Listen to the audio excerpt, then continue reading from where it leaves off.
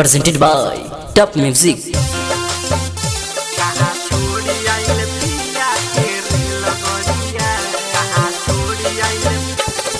Music by Mohan Yadav.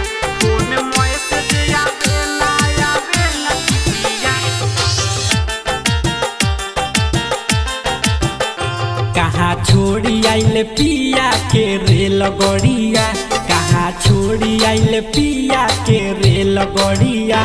Phone message आवे न चिठिया, फोन मैसेज आवे न चिठिया।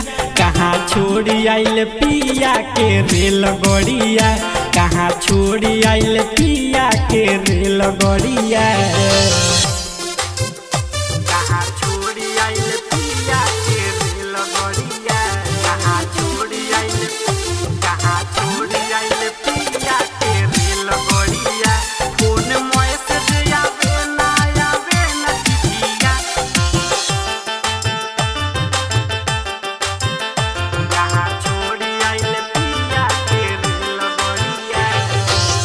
नदी रे याद रोज आवेले राती के, तकिया से सुहतील जो बन के जाती के।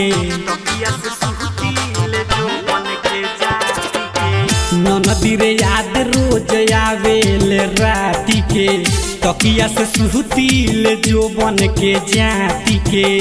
कह के गईले कि फोन करब रतिया के हो, लागे फंस गईले कवन सब तिनिया से हो।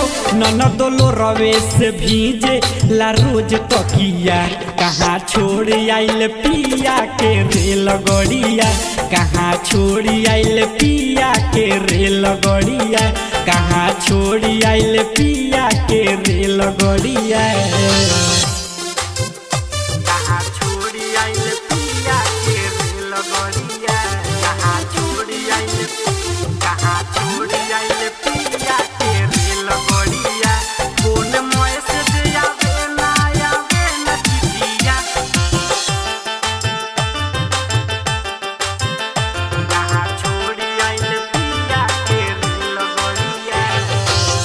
राइटर जीत कुमार कुशुआ है, देवर मनी सफिया बस गईले कहाँ।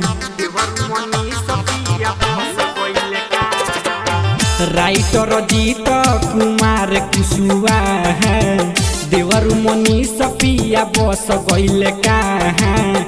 दीपू पवन गूगल खोलो ना हो, चंदन छय से खोजे ला बोलो ना हो।